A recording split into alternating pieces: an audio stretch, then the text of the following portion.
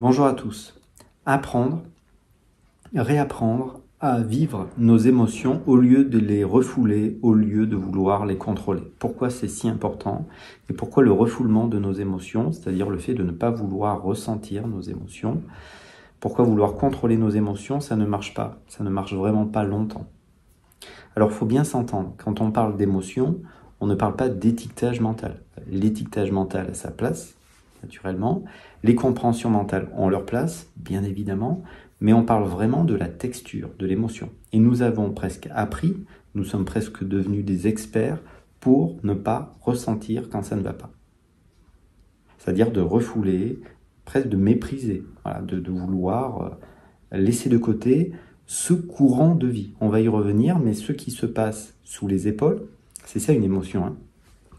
Le nœud dans la gorge, la boule dans le ventre, l'oppression, voilà, la sensation de lourdeur au niveau des épaules. Voilà, ça c'est la vie. C'est-à-dire si vous êtes dans le déni de ça, hein, c'est toujours pareil, c'est le rôle des mécanismes de défense, on peut en évoquer certains, déni, isolation, déplacement, projection. Tous les mécanismes de défense, d'une certaine manière, ont pour but de ne pas nous faire ressentir nos émotions.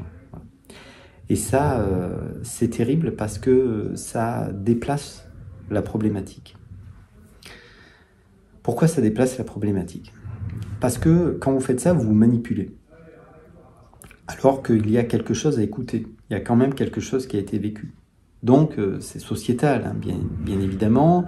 On nous a appris qu'il ne fallait pas pleurer, qu'il ne fallait pas montrer quand ça ne va pas, il faut faire face. Et puis on a peur d'être englouti par nos émotions, voilà, par notre tristesse, par notre colère, par notre peur, par l'injustice, par cette sensation d'être abandonné, l'impression qu'il manque quelque chose. On a peur d'être englouti par ça. Parce que, eh bien oui, le mental ne peut pas comprendre une émotion parce que c'est quelque chose qui est ressenti. C'est-à-dire vous ne pouvez pas faire un concept d'une émotion. C'est quelque chose simplement qui est là. Vous ne savez pas vraiment où c'est, vous pouvez à peine localiser où c'est, mais vous le ressentez quand même. Et ça se réapprend de se laisser traverser par les émotions. Des chocs traumatiques très lourds, la charge émotionnelle, hein, d'événements très très lourds peuvent nous quitter en quelques minutes, voire moins. C'est ce que l'on va voir avec, par exemple, la désensibilisation oculaire, voilà. Le MDR si vous voulez. L'hypnose nous permet ça. Les gens qui maîtrisent très très bien la méditation aussi vont être dans cet accueil des émotions.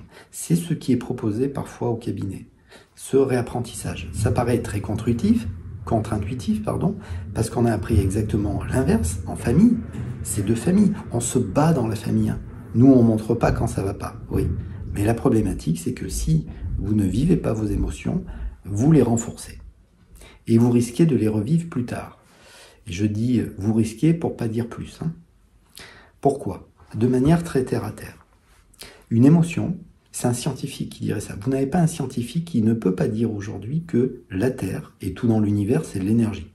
Donc ce que vous ressentez sous les épaules, voilà, avant que votre mental fuit cette sensation, ce que vous ressentez, c'est de l'énergie. Donc comme la Terre est un espace vibratoire, si vous avez ressenti ce que vous pourriez appeler de la colère, eh bien vous risquez de revivre une situation qui vous met en colère plus tard. Si vous avez vécu quelque chose qui vous rend triste, ou vous vous sentez abandonné, si vous ne vous laissez pas traverser totalement par ça, par cette sensation-là, vous risquez de revivre cette situation plus tard. Certains vont appeler ça le karma, voilà, si c'est des mots qui vous parlent. Voilà. Donc ça c'est important, voilà, de bien conscientiser que oui, c'est des fois difficile de vivre ces émotions, bien sûr. C'est le rôle aussi de certains praticiens de vous aider à vous laisser traverser par ces émotions. Ils peuvent vous aider, ils peuvent vous accompagner, ça peut être un travail d'équipe. J'ai évoqué la désensibilisation oculaire, l'hypnose aussi, mais il n'y a aucune obligation, hein.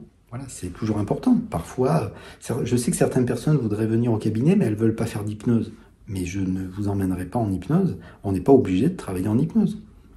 Mais l'hypnose aussi, c'est vrai, ça permet de faciliter cet accueil, cette rencontre de l'émotion. Vous ne pouvez pas demander à une énergie de partir. Vous pouvez toujours, hein, vous allez réussir à le faire pendant quelques temps, mais est-ce que ça va marcher longtemps?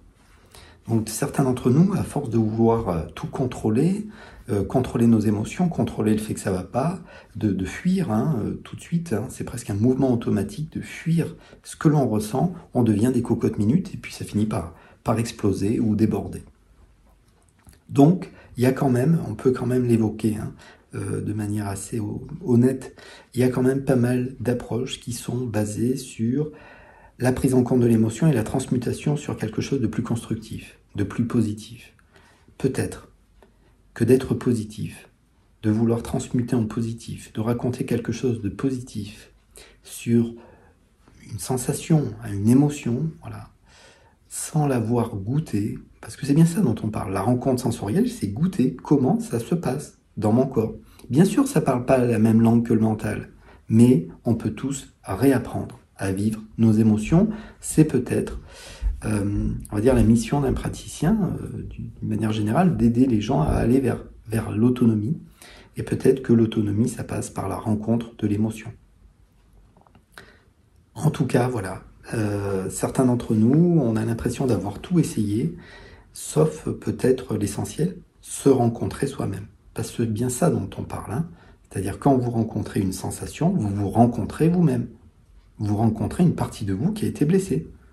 C'est concret, c'est-à-dire vous rencontrez une vibration, une énergie, si vous préférez. Et ça se réapprend. Voilà, vraiment. Alors, encore une fois, la désensibilisation oculaire va pouvoir vous permettre d'évacuer certains chocs, certaines choses très lourdes. Voilà. Et effectivement, quand on a vécu des chocs très lourds, il faut être accompagné, c'est évident. Mais pour le petit malaise ambiant, qui est quand même là chez beaucoup d'entre nous, qui finit par grossir. Voilà, au début, c'était une petite insatisfaction, et puis lentement, ça devient une montagne. Voilà. Ça, effectivement, on peut vider son sac au quotidien. Et donc, effectivement, si vous apprenez, par exemple, si vous voulez sur un rendez-vous, on aille vers ce qu'on appelle la méditation spontanée. La méditation spontanée, c'est un retour au corps en permanence. Mais en permanence, c'est-à-dire depuis 8 minutes, depuis le début de cette vidéo, je suis dans la rencontre permanente de moi-même. Mais c'est pas réservé à une élite, mais pas du tout. C'est juste que nous avons appris à être toujours un petit peu ailleurs. Voilà. L'attention est tournée vers l'extérieur. Et pour rencontrer ces émotions, il faut se poser. Voilà, c'est évident. C'est si toutes ces approches qui ont traversé les millénaires, yoga, tai chi, qigong, hypnose, méditation, même si tout ça, ça ne vous intéresse pas, elles ont quand même traversé les millénaires et elles ont un point en commun, le retour au réel. La première chose qui se présente dans le réel, c'est le corps. Comment je me sens maintenant? Donc ce simple réapprentissage. Alors il y a toujours les ateliers, vous trouverez l'agenda sur le site. Mais réapprendre à vivre ses émotions, c'est peut-être la clé. Voilà. Après 7 ans, voilà, 7 ans que je suis au cabinet, c'est de loin, la rencontre sensorielle, c'est de loin ce qui fait le plus changer les choses. C'est d'une simplicité folle. Vous pouvez être dans la rencontre sensorielle même si vous ne savez ni lire ni écrire. C'est une question d'attention. Où est-ce que je suis placé? Voilà. Est-ce que je suis en train de me raconter une histoire sur ce que je ressens? Ou est-ce que je me rencontre? Voilà. Voilà. Donc, si ça vous intéresse de voir ce que ça donne, voilà, cette rencontre sensorielle, eh bien, écoutez, vous avez l'agenda en dessous, vous pouvez m'appeler, prendre rendez-vous en ligne. De toute façon, c'est toujours un praticien s'adapter à vous. Voilà.